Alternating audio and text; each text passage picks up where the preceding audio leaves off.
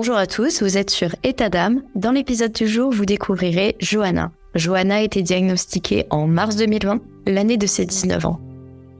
Elle savait au plus profond d'elle qu'elle avait cette maladie, mais beaucoup ne la croyaient pas. Aujourd'hui, c'est un combat contre la douleur, les incertitudes et les jugements qu'elle mène tous les jours. Il est important pour elle de partager son expérience pour aider celles qui sont encore dans le silence. Avant de commencer, j'aimerais informer nos auditrices de ta magnifique association que tu as fondée qui s'appelle Un combat d'endo. Et oui, à tout juste 22 ans, Johanna est la fondatrice d'une association accompagnant les femmes dans leur combat contre l'endométriose. Vous organisez des événements dans lesquels vous pouvez conseiller, rassurer et orienter les femmes atteintes de la maladie, ainsi que leurs proches. Un vrai moyen de sensibiliser également l'endométriose au grand public. C'est tout simplement magnifique ce que vous faites avec ton association, parce que ce sujet est très tabou, malgré ce que l'on peut croire, parce que l'endométriose c'est connu, mais les femmes en entreprise, par exemple, n'en parlent pas du tout, alors que ce sont des douleurs atroces auxquelles elles doivent faire face, et souvent aussi ont peur d'être mal vues.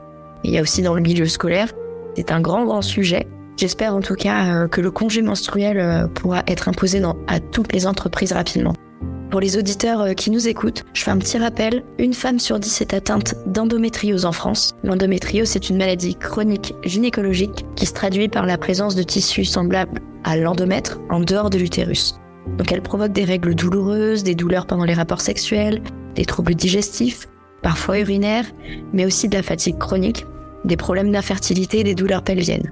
Alors mesdames, avant de laisser la parole à Johanna, sachez que vous n'êtes pas seules, en parler c'est s'entraider. Car vous allez voir, chaque femme est unique, mais certains parcours s'entremêlent.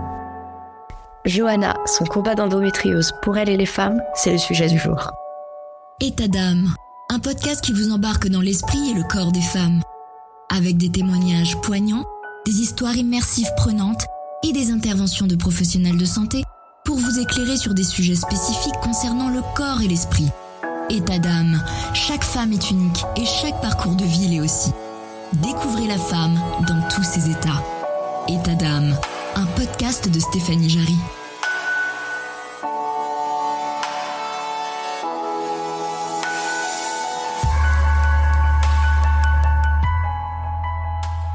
Bonjour Johanna, merci à toi de partager avec nous ton histoire. Bonjour Stéphanie, merci à toi de m'accueillir aujourd'hui. Alors Johanna, à quel moment de ton combat t'es venue l'idée de créer cette association ? Eh ben en fait, j'ai envie de dire presque tout de suite après mon diagnostic, puisque c'est vrai que je suis restée longtemps en errance médicale. Et en fait, j'ai été diagnostiquée pendant le confinement, donc une période assez quand même particulière, je pense, pour tout le monde. Et on était un peu tous isolés chez nous, on communiquait beaucoup de choses sur les réseaux sociaux. Et en fait, je pense que j'étais tellement dans un mal-être que j'ai voulu partager ce qui m'arrivait. Et j'étais tellement étonnée de me dire c'est pas possible, je découvre tout ça maintenant comme ça, pouf, de nulle part finalement. Du coup, je me suis dit non, c'est pas possible, il faut absolument que j'en parle. Donc j'ai commencé rapidement à en parler sur mon compte Instagram. Et puis de fil en aiguille, je me suis dit mais ça serait tellement chouette de pouvoir concrétiser ce projet avec toutes les femmes qui m'envoyaient leurs témoignages par message. Enfin, en fait, on a une communauté qui grandit petit à petit et j'avais vraiment envie de concrétiser tout ça. Et du coup, d'où m'est venue l'idée de créer une association, surtout pour sensibiliser dans les établissements scolaires, chose qui m'avait beaucoup affectée à l'époque. Tu as appris ça pendant le confinement, c'est parce que tu as consulté, parce que tu sentais des douleurs anormales? C'est ça. Comme je l'ai dit, en fait, c'était pendant mon année de médecine et les douleurs se sont aggravées vraiment très très rapidement. En quelques mois, j'ai un cas physique ça a été catastrophique et du coup, ça m'a poussée à consulter d'autres médecins que mon médecin actuel. Donc, j'ai dû appeler plus de 30 cliniques pour trouver quelqu'un qui puisse m'écouter. Et puis, il a fallu d'une gynéco, qui m'a diagnostiqué assez rapidement. En fait, c'est ça que je trouve dingue, c'est qu'une fois qu'on tombe sur la bonne personne, diagnostiquer l'endométriose, ça prend pas beaucoup de temps. Elle m'a orientée et j'ai vite été diagnostiquée. Au quotidien, qu'est-ce qui est le plus difficile avec l'endométriose ? Quel genre de douleur tu ressens ? Comme je l'ai dit, en fait, c'est l'endométriose, c'est une maladie qui évolue en fait. Donc les douleurs, elles évoluent avec le temps, selon, après c'est cas par cas, bien sûr, chaque femme est différente, chaque femme est unique. Moi, ce qui va me plus handicaper, c'est vraiment les crises comme ça. Je fais des douleurs sans pour autant avoir mes règles, parce que moi, je suis plus du tout réglée depuis vraiment Ça doit faire 6 ans que je suis plus réglée. Mais voilà, c'est des crises d'endométriose qui viennent, on sait pas pourquoi, on sait pas quand. Et du coup, ça m'handicape parce que du coup, on a toujours peur de sortir, on a toujours peur de faire des activités. Et quand les douleurs arrivent, c'est vraiment des douleurs qui sont horribles. Et du coup, voilà, si je dois prendre la voiture, c'est tout un speech de me dire alors quel médicament je dois prendre, qui je peux contacter, est-ce que je prends ma carte d'urgence si jamais il m'arrive quelque chose. Le plus difficile, je dirais, c'est ces crises en fait qui viennent à la one again, quoi. Et puis après, forcément, l'endométriose, c'est un sujet extrêmement tabou, mais ça touche beaucoup la sexualité. Et voilà, moi, je vais pas vous le cacher, c'est quelque chose qui m'affecte énormément dans mon quotidien parce que c'est vrai que j'ai commencé, je dirais, à avoir des douleurs pendant les rapports à mes 17 ans. Aujourd'hui, j'en ai 22. Et parfois, ça fait bizarre de se dire qu'à 22 ans, on est autant handicapé dans notre intimité parce que ça affecte aussi notre féminité, notre manière de voir notre corps. Ça m'affecte beaucoup. Puis bon, la fatigue. Et comme j'ai été opérée, j'ai également des douleurs neuropathiques. Donc voilà, ça, c'est un petit plus que la vie m'a donné. Que ouais, c'est un petit tout, je dirais. Et du coup, tu as été opérée pour quelle raison? D'endométriose profonde, c'est ça? C'est ça. Moi, je suis atteinte d'endométriose profonde. En tout cas, c'est ce qu'on m'a détecté quand j'avais 19 ans. À mon IRM. Et en fait, comme je l'ai dit, j'ai eu un cas qui s'est aggravé, mais extrêmement rapidement. Et du coup, j'étais déjà à ma 5e pilule à l'époque. Donc en fait, on avait un peu fait le tour. Du coup, mes médecins ont décidé de me mettre sous ménopause artificielle, qui est un traitement extrêmement lourd quand même, psychologiquement et même physiquement. Et suite à cette ménopause artificielle, ils ont dit que ce serait quand même pertinent de m'opérer parce que j'avais une endométriose qui était bien localisée. On met des gros guillemets, mais voilà. Et du coup, ça serait peut-être intéressant de pouvoir essayer de les retirer. Donc on m'a opéré en fait dans le but de me soulager parce que j'étais un peu arrivée à un stade où j'en pouvais plus, très clairement, physiquement, psychologiquement, j'en avais marre. Donc on s'est dit on va tenter l'opération pour essayer de retirer les lésions. Puis bon, après ça c'est... Est-ce que ça marche? J'en sais rien. L'endométriose c'est tellement complexe que vous dire qu'aujourd'hui j'ai plus de douleur, ça serait mentir. Est-ce que tu as eu l'envie d'aller consulter par exemple un psychologue pour pouvoir en parler? Parce que ça doit être difficile quand même d'être super jeune et qu'on doive te mettre sous ménopause. Enfin, c'est... Ah oui, alors très clairement, la ménopause pour moi, ça a été le plus bas. Ça a été très très compliqué pour moi. Et je pense que j'étais dans comme je disais tout à l'heure, dans un tout. Je venais de rater mon année de médecine parce que j'étais tout le temps hospitalisée pour l'endométriose. J'étais très fatiguée. J'étais à bout de nerfs parce que quand on a mal tous les jours, tout le temps, qu'en plus... Même si on est bien entouré. Et ça, je pense qu'il faut aussi déculpabiliser parce que moi, j'ai une famille qui m'a toujours énormément accompagnée, qui m'a toujours cru. Et pourtant, j'étais dans un mal-être profond, quoi. Donc, après, forcément, il y a d'autres gens qui nous croient pas, mais dans ces cas-là, ça passe un peu au-dessus de la tête.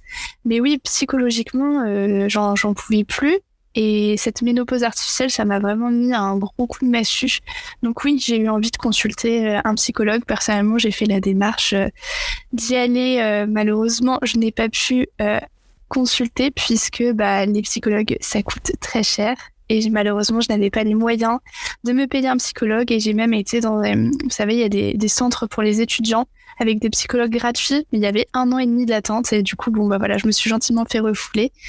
Mais voilà, un petit message quand même pour dire que la santé mentale, c'est vraiment pas à négliger, que peu importe les raisons, si ça va pas, il faut se faire aider tout simplement. Et je pense qu'il y a toujours des moyens. Et aujourd'hui, on a la chance que certains psychologues soient remboursés par la sécurité sociale, donc il faut foncer, quoi. Par rapport aux enfants, est-ce qu'on t'a parlé de ça? Alors ça, c'est un sujet assez spécial. Je vous avoue que moi, la maternité, c'est quelque chose que j'ai toujours voulu. Ça a été toujours, je sais pas, ça, chez certains, c'est comme ça. Moi, j'ai toujours voulu être maman. La maternité, j'adore ça. Puis bon, je travaille aussi dans un domaine où j'y suis pas mal confrontée. Donc oui, après, la première fois qu'on m'a parlé d'endométriose, en tout cas qu'on m'a dit que j'étais atteinte d'endométriose, je me suis tout de suite dit que je pourrais pas avoir d'enfant. Or, c'est pas vrai puisque seulement 40% des femmes qui ont de l'endométriose rencontrent des problèmes dans leur fertilité. Après, oui, on m'en a vaguement parlé pendant mon opération parce qu'on m'a fait des examens pendant mon opération d'ailleurs qu'on ne m'avait pas prévenu, mais bon voilà, au moins c'est fait. Bon, on m'a dit que voilà, on voyait rien, mais le problème c'est que le seul moment où on pourra savoir s'il y a un souci, c'est le jour où je voudrais essayer. Voilà, le corps malheureusement on peut pas trop savoir. Il y a certains examens, des prises de sang, tout ça qui permettent de savoir certains taux, mais finalement c'est quand on essaie que on voit si ça bloque ou si ça fonctionne. Donc je croise les doigts pour le moment où je serai prête, que tout fonctionne comme prévu. Je croise les doigts aussi pour toi, et puis je sais qu'il y a tellement de choses maintenant qui font qu'on puisse être aidé, par exemple tout ce qui est parcours PMA, et on y croit. Ouais, tout à fait. Non mais ça c'est vrai, faut se dire que même si on rencontre des soucis aujourd'hui, on est très très bien accompagné en France, donc il faut toujours garder espoir et être positif sur ça en tout cas. Lors de vos actions de prévention avec l'association, notamment des interventions de sensibilisation dans les établissements scolaires et de l'enseignement supérieur, ça déjà je trouve ça génial de faire de la prévention. Comment ça se passe ces interventions en général? Les jeunes, ils sont plutôt très attentifs? Alors à ma grande surprise, j'appréhendais beaucoup. Franchement, au début, je me suis dit qu'on n'allait pas avoir énormément de petits curieux. Et c'est tout le contraire. D'ailleurs, je suis extrêmement contente que les jeunes s'y intéressent autant, tant les élèves que les professeurs, que les filles et les garçons. Donc franchement, on touche un public extrêmement large. Et non, ils sont très curieux parce que souvent, c'est vrai que le mot endométriose commence à se faire un petit peu connaître. Mais c'est vrai qu'on ne sait pas exactement. Souvent, je leur dis, mais qu'est-ce que vous connaissez de l'endométriose ? Et du coup, on voit que c'est un peu flou à ces moments-là. Et puis certaines, quand on va leur dire les symptômes, vont dire « Ah, mais moi, ma maman, elle a ça. Ah, moi, ma sœur, elle a ça. » Ou « Moi, je me retrouve dans ce que vous êtes en train de dire. » Et c'est là où on se dit « Mais c'est fou parce qu'on est vraiment utile de se dire aujourd'hui, j'ai aidé quelqu'un. Et même si c'est qu'une seule personne, c'est énorme. » Donc non, dans les établissements scolaires, je suis ravie qu'il y ait autant de personnes qui s'y intéressent. Et encore, je remercie beaucoup les professeurs qui sont autant attentifs à leurs élèves, qui disent que maintenant ils comprendront mieux s'ils viennent pas à l'école. Aussi dans certains jugements, parce que parfois on juge sans même s'en rendre compte, de se dire oh là là, mais arrête un peu de te plaindre. Donc non, mon but c'est vraiment de se dire l'endométriose reste quand même une maladie chronique très douloureuse, donc soyez cette personne bienveillante, soyez cette personne qui croit les douleurs, et chaque petit mot, chaque petite action, même si c'est pas grand chose, ça fait beaucoup chez les endométriosiques. Parce que c'est vrai que souvent pour ceux qui ne savent pas ce que c'est cette douleur, de l'intensité. Moi je sais que j'en ai autour de moi qui par exemple ont mal au dos. Il y a des symptômes où on ne sait pas du tout. Bon là par exemple, pour ma cousine, elle est au courant qu'elle a de l'endométriose, mais c'est vrai que il y a quelques années, quand elle me disait ça, moi je disais alors c'est peut-être ci, c'est peut-être ça, essaye quand même d'aller voir le docteur, on sait jamais. Et c'est vrai qu'on est amené souvent à dire oh mais non, c'est peut-être parce que j'ai fait un peu de sport, ah mais non, c'est peut-être parce que si, ah j'ai mal à tel endroit, ah c'est peut-être parce que j'ai trop mangé. Non, en fait c'est vrai que on s'auto-diagnostique, et souvent c'est important d'aller consulter. Ah mais complètement, mais ça c'est quelque chose de très féminin. C'est quelque chose de très féminin qu'on a acquis dans la société, que chez les femmes faut pas se plaindre, quand on a mal quelque part c'est bon, faut passer par-dessus, la vie continue. Ça c'est un truc mais typique, et faut plus réfléchir comme ça. Après évidemment faut pas non plus devenir hypocondriaque, mais je veux dire faut écouter son corps, parce qu'en fait les douleurs il vous parle, il vous dit là il y a un truc qui va pas, que ce soit de l'endométriose ou pour n'importe quelle pathologie. Mais oui, chaque endométriose d'ailleurs se manifeste différemment chez les femmes. D'autres ne vont pas avoir forcément très mal pendant leurs règles, mais par exemple vont pas pouvoir avoir des rapports sexuels. Ou d'autres vont avoir de gros soucis digestifs ou à la défécation, avoir beaucoup de saignements. Certaines vont se retrouver avec des stomies. Donc en fait, il y a vraiment pas une endométriose, c'est une endométriose par femme, selon moi en tout cas. Donc non, il faut vraiment s'écouter, et ce truc très féminin de se dire allez, c'est rien, je continue. D'ailleurs, franchement, soyons honnêtes, dans la société, on nous l'inculque encore aujourd'hui, même dans les pubs pour les règles. Les nanas, elles font du sport, du surf. Qui fait ça Non. Je suis désolée, rétablissons la réalité. Je dis pas qu'il faut les mettre en souffrance sur leur canapé, mais voilà. Et je pense que ça, c'est quelque chose qu'aujourd'hui on transmet encore, peut-être moins qu'avant, mais c'est important de s'écouter, et oui, se dire moi si j'ai consulté tel médecin et qui m'a dit mais c'est bon, c'est rien, c'est normal d'avoir mal pendant ces règles, je me dis non, parce que moi je sens que quelque chose ne va pas, donc je vais demander à quelqu'un d'autre. Voilà, et je vais faire la démarche d'aller demander à quelqu'un d'autre. Et moi j'ai dû demander à 4 médecins différents avant que quelqu'un me dise mais madame, c'est de l'endométriose que vous avez là. Et là, je te dis, ah punaise, je suis pas folle, quoi. C'est pas dans ma tête, parce qu'à la fin, tu te dis, mais attends, c'est quand même un médecin qui me dit que c'est dans ma tête. Donc, le médecin, il a fait quand même 10 ans d'études. Qui je suis pour le contredire? Eh ben, croyez-moi, de temps en temps, faut les contredire. C'est exactement ça. Hier, je faisais un épisode où justement, je disais que si au plus profond de soi, on sent que quelque chose ne va pas, il faut pas hésiter à avoir plusieurs avis médicaux, parce que c'est vrai que c'est important. Bon, après, moi, je vais pas parler de ma situation, parce que c'est l'épisode qui en sait que Bon, on est là pour partager, donc n'hésite pas, t'inquiète pas. Et ben justement, moi j'avais des kystes ovariens, et on me disait toujours la même chose. Donc ces kystes ovariens de type dermoïde, une fois on vous a opéré, c'est bon, pas de souci. Et à chaque fois ça revenait. Je me disais, mais c'est bizarre quand même, j'aimerais bien faire des consultations plus approfondies, enfin qu'on m'explique les choses. Et je suis tombée sur l'hôpital Tenon. Franchement, je les remercie. Et ben ils ont trouvé que j'avais une tumeur rare de l'ovaire, en fait. Tout simplement, en fait, pendant toutes ces années, j'étais dans une errance diagnostique.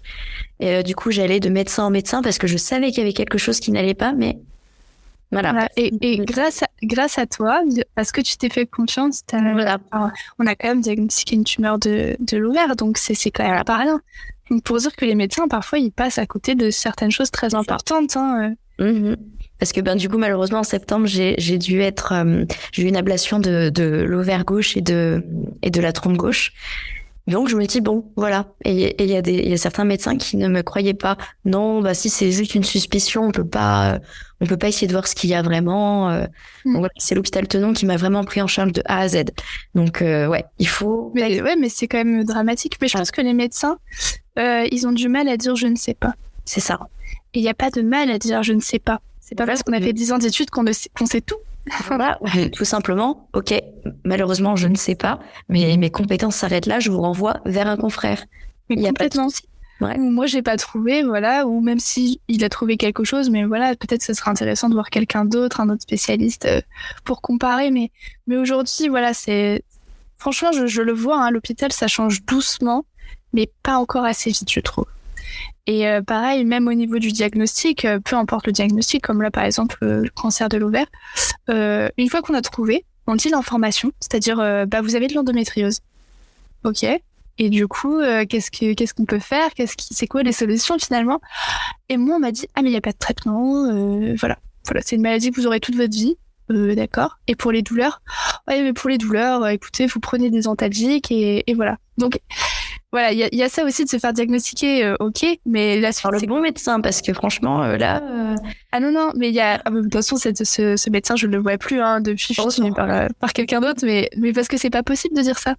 Et on m'a dit mais il va peut-être falloir vous opérer parce que votre intestin il est touché, donc vous allez peut-être avoir une stomie, mais vous inquiétez pas, c'est pas grand-chose. Ah si, une stomie c'est quand même grand-chose.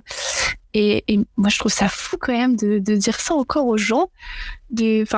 On annonce un diagnostic, on n'explique même pas ce que c'est d'ailleurs. Moi je pense que, je suis très visuelle, mais moi j'aime bien sortir un schéma, de dire voilà, il se passe ça à tel endroit, t'as ça, qu'est-ce qu'on peut faire pour t'aider? On va peut-être t'orienter vers un médecin de la douleur, un psychologue, parce que peut-être que psychologiquement ça va pas aller, vers un sexologue, aussi faire de l'ostéopathie, des médecines douces. Pour moi c'est une prise en charge pluridisciplinaire. Encore une fois, je parle de l'endométriose, mais finalement ça s'étale à bien d'autres pathologies. Et on n'oriente pas assez, selon moi en tout cas. C'est ça. Et surtout, faut pas que les médecins hésitent à se renseigner au fur et à mesure, parce qu'il y a tellement de choses qui, ils ont appris des choses, mais ça évolue, et donc c'est toujours bien de pouvoir apprendre, toujours apprendre. Ah mais complètement. De toute façon, faut se mettre à l'ordre du jour. Hein. Là, c'est ça. La médecine avance vite, donc. C'est vrai. Parfois, est-ce qu'il y a des filles qui viennent te voir en privé et disent voilà tous les symptômes que vous avez cités, moi c'est vraiment ce que je ressens, et du coup tu les rediriges vers un spécialiste, ou d'aller voir tout simplement leur médecin généraliste dans un premier temps? Ouais, alors les témoignages, j'en ai beaucoup, hein. Je vais pas vous le cacher. Forcément, quand on libère la parole sur un sujet tabou, les gens ils ont besoin de venir se confier, parce qu'on leur a toujours dit que non, fallait se taire, machin. Donc moi j'adore lire les témoignages, j'adore me dire voilà, même si j'aide pas forcément, au moins elle se dit il y a quelqu'un qui est comme moi et qui vit ce que je vis et elle, au moins, elle me comprend. Donc, dans un premier temps, j'oriente toujours, si, par exemple, elle a déjà consulté quelqu'un et que, il n'y a pas grande avancée, je leur dis de consulter quelqu'un d'autre. Il y a également, moi, je suis une association, mais je crache pas du tout sur les autres associations, donc j'oriente aussi vers les autres, comme Endo-France, par exemple, qui a un registre de médecins qui sont spécialisés dans l'endométriose.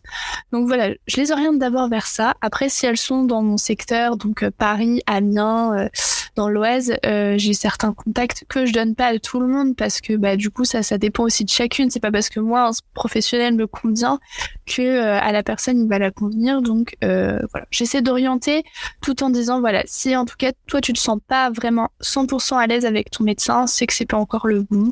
Et puis il y en a plein, donc n'hésite pas à consulter quelqu'un d'autre. En tout cas, un grand bravo à toi, Johanna, d'avoir fondé cette association pour la lutte contre l'endométriose. Moi, en tout cas, je mettrai toutes les infos en description. Et chère auditrice, vous pouvez retrouver toutes les infos pour échanger avec Johanna et en savoir beaucoup plus sur son association. Si tu as un conseil à donner aux auditrices qui nous écoutent et qui viennent d'apprendre qu'elles sont atteintes d'endométriose, qui sont tout simplement au plus mal mentalement et même physiquement, quel message souhaites-tu leur faire passer ? Alors, déjà, vous n'êtes pas seul. Croyez-moi, je suis passée par là et vous entrez dans une belle communauté de personnes bienveillantes qui seront là pour vous accompagner. On n'a pas des solutions miracles, voilà. Personne n'a la solution miracle, mais comme par exemple avec l'association, on fait des groupes de parole et parfois rien que de se réunir, de parler de son quotidien, psychologiquement ça apaise. Après, bien sûr, c'est comme je l'ai dit, c'est une prise en charge aussi pluridisciplinaire. Hein, les amis ne font pas tout, mais vous n'êtes pas seul. Et il faut pas perdre espoir parce que aujourd'hui vous avez énormément de femmes qui sont prêtes à vous aider, donc voilà, ne perdez pas espoir. Eh bien, ce sont sur ces mots que nous achevons cet épisode. Un grand merci à toi, Johanna. Chère auditrice, merci de nous avoir écoutés. Vous écoutiez État d'âme, un podcast de Stéphanie Jarry. À très vite pour un prochain épisode. État d'âme, un podcast qui vous embarque dans l'esprit et le corps des femmes. Avec des témoignages poignants, des histoires immersives prenantes et des interventions de professionnels de santé pour vous éclairer sur des sujets spécifiques concernant le corps et l'esprit. État d'âme, chaque femme est unique et chaque parcours de vie l'est aussi. Découvrez la femme dans tous ses états. État d'âme, un podcast de Stéphanie Jarry.